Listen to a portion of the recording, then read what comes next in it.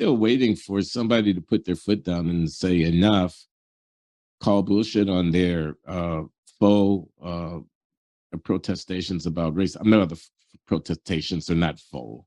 The protestations are real, but the claims about racism are not particularly compelling. Trumped up 95% of the time. And for somebody who's not Donald Trump or Ron DeSantis or some kind of political actor coming in from the right, somebody who's in, a university president at a serious place, or a foundation president who's, overseeing the disbursement of billions of dollars, or a corporate leader who's prepared to take the hit in the short run of political remonstration against them standing in the gap. Say the corporate leader would say, I'm in business to make money, not to play your little games. And I'm going to make my personnel decisions based on that and let the chips fall where they may. Or the university leader to say, it's about education, not about coddling when the students come here. Their concerns that they're made to feel uncomfortable by ideas shows that we're doing our job. Not that we've created a problem which requires some kind of emergency response. Or a cultural leader who says, I have been trusted with the crown jewels of Western civilization. And as best I can, I'm going to try to give voice to our generation's reading of this great inheritance. It's bigger than you and your identity fixation. I'm still waiting for that kind of thing because I think there's a audience for it. On the political side, as I say, the success of certain kinds of politicians shows that there's an audience for it. And I'll bet you on the business side, all these, I'm going to boycott because you don't have the right political point of view. I mean, there's also the counter boycott thing that can get going and as people can coalesce around, et cetera. So I think courage and leadership are critical factors in this arena. Yeah. And what really gets up my nose, as Mrs. Slocum used to say on Are You Being Served, is that I think a lot of this can sometimes be used not only as a cover for Insecurity, but in the arts, it can be used as a cover, like in Insecurity about your academic chops. In the arts, it can be used as a cover for not being very artistically sensitive, for not being somebody who feels what they ought to feel about art. I remember, and I have to speak about this delicately, and this is many decades ago, I knew somebody who was one of those people who, and this there's a kind of person, can't hear music, doesn't hear the splendor of it, just like there's some people who can't get a painting. I get a painting, but it would never make me cry. This is the kind of person who just doesn't hear music that way, isn't stimulated by narrative unless it's very basic, would never enjoy a film as opposed to a movie, doesn't get theater, is impatient with artifice. That's the kind of person that there are some people like that, and they go do other things. But it's this kind of person, and the person was in a setting where most people were much more artistically sensitive, and this person knew that it could be seen as a mark against them to be as numb to art as they were. And so what they did was that they analyzed all art through a radical feminist lens. Very easy, because frankly, almost anything you see can be, put through those paces. And it was a great way to shut down conversation. It was a great way to seem intelligent. It was a great way to matter. But what it really was that this person just didn't feel art. And I worry about that with some of this race stuff too. I'm watching right now, and here I really am going to have to speak in code. Somebody can ask me what I was talking about in about a year, but there's a beautiful piece of Black art that was created by white men in the mid 20th century. And there's an effort that's being made to get it out into the public sphere. And it's gorgeous. It's some of the most beautiful music ever written. The way that it would get out into the world is being held up by one person, quote unquote, a young staffer.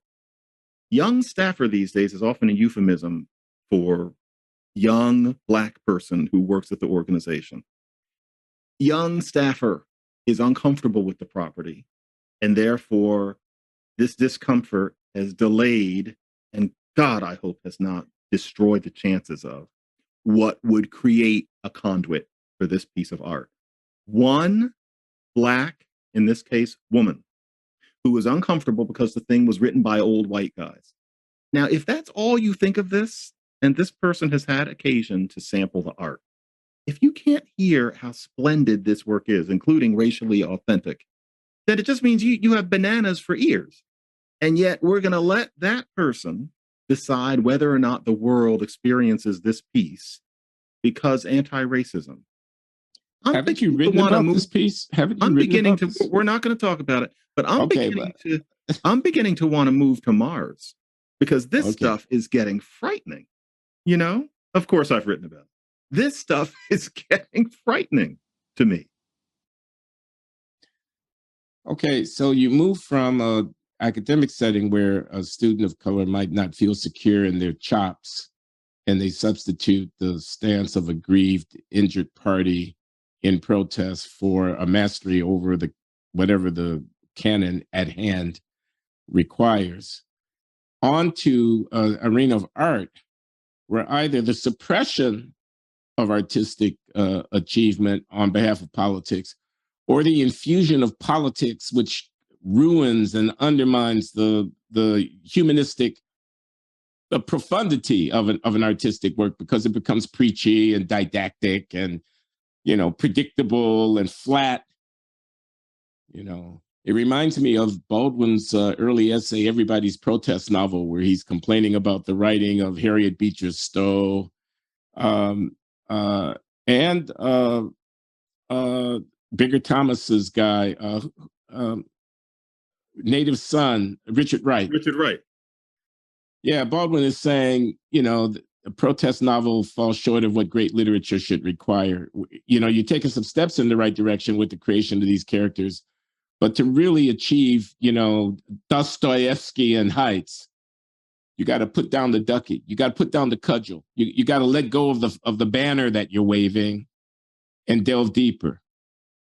Universality is what we're looking for. We're looking for the touchstone of the human condition, not for your slogan. Mm-hmm. And yet, here we are with all of this, where what you just said is rejected as, well, no, that's just, you know, going with the standards of these white oppressors. And there's a lack of interest in any kind of standard or any kind of, I guess the hard thing is, and I've said this before, and so I'm a broken record. If you're not going to go by the standards of, say, for example, complexity of music or richness of harmony or even complexity of rhythm, et cetera, if all of that is just no good, then it seems that what we're really talking about is this sense that we're going to instead substitute what values?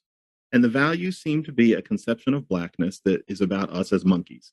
Spontaneous, communitarian, simple, democratic, easy, intuitive, all about your local environment, nothing too complicated because we're not supposed to be too curious.